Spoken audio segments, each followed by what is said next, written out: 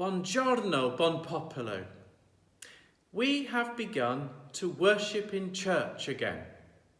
This week we held 2 services of Holy Communion, and those who attended all agreed that they were glad that they had been. It feels strange because we have to keep people in separate pews, observe a one-way system round the building and sanitize our hands on entry and just before receiving communion. There can be no singing, but in every other respect it is the familiar St. Francis service, and it's very good to be able to share this space again. This coming weekend, services will be held here in church on Sunday, the 12th of July at 11:30 in the morning, on Monday at 10 a.m. and then on Tuesday at 6:30 p.m. To reserve a place, please email or call John, revjohncooper@gmail.com or 0191 285 0148. I'm sorry that we have to ask people to book a place. This is quite alien to our custom of being open to all comers.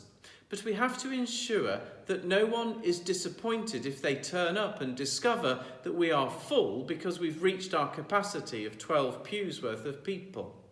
Having said that, I know how flexible people like to be, so we will endeavour to ensure that people can swap round if someone finds their chosen service is already full. Please bear with us as we try to get this right. Ideally, those who would like to receive weekly should be able to, but it might not always be on the same day of the week. If we have to ask you to offer a place to someone else who hasn't yet had an opportunity to come, I hope you will understand, especially if you've already managed to attend a service already. Throughout the lockdown, I have been praying here and have been delighted to know that others are joining me from their own homes, and we continue to stream morning and evening prayer daily during the week. Each day, we pray for different people, places and situations. In the mornings, we pray for the church, for the world, and for any particular needs. And in the evenings, for various aspects of life, near and far. If you have particular prayer intentions, don't hesitate to get in touch and let me know. We have also begun to plan the logistical arrangements for opening the church hall. The responsible caring group has met and looked at a risk assessment, and clearly we need to incorporate some basic principles into how the hall is used, consisting of social distancing and good hygiene. We will be trialling one of our users in the coming week to see how it goes, including arrangements for cleaning before and afterwards, including door handles, light switches and toilets. There will be hand sanitizer at all entrances, and outside the toilets we will mark the floor at narrow points to ensure that people observe one-way directions. We'll also create an area of the floor which will be marked off, where we will quarantine tables and chairs, so that unless they have been washed down with soap and water after use, they will be kept for 72 hours between uses. As we get used to living with the virus, I think the principles that we are beginning to adopt will become normal and familiar. While it's yet harder to envisage events taking place that will involve catering or exercise, so it's hard to see how we could accommodate any of our children's or youth groups or exercise classes. As it happens, the current incidence of the disease in Newcastle is below the national average, so we should take heart, because this means that good practice across our city has meant that the risk of the infection spreading is lower than it was. So it's worth remaining cautious and diligent in our observation of the guidelines for the foreseeable future. In the meantime, we are exploring ways of encouraging our church fellowship.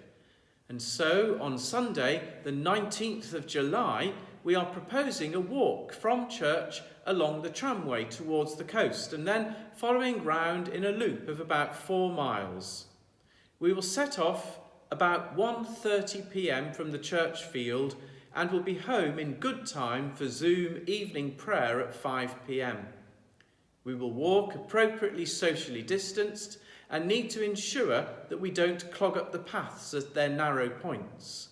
But we think this would be a welcome opportunity to stretch our legs and socialise safely. We were also delighted last Sunday to welcome Yvette and Marco into our church fellowship and to meet with them on the church field. If the weather permits, we will be on the field every Sunday from about just after 12 o'clock. No sooner has one curate arrived than we have to begin to prepare to say farewell to another. And so, as you know, we will be saying goodbye to John and Sally on Sunday, the 9th of August. Our plan is to have a socially distanced picnic on the church field that day, and in the meantime, we would like to collect for a leaving present from us all. So please do let me or Brian or Elizabeth, our church wardens, have any gifts of money that you would like to make. We can arrange to collect it from you at home, or you could make an electronic donation to the parish bank account.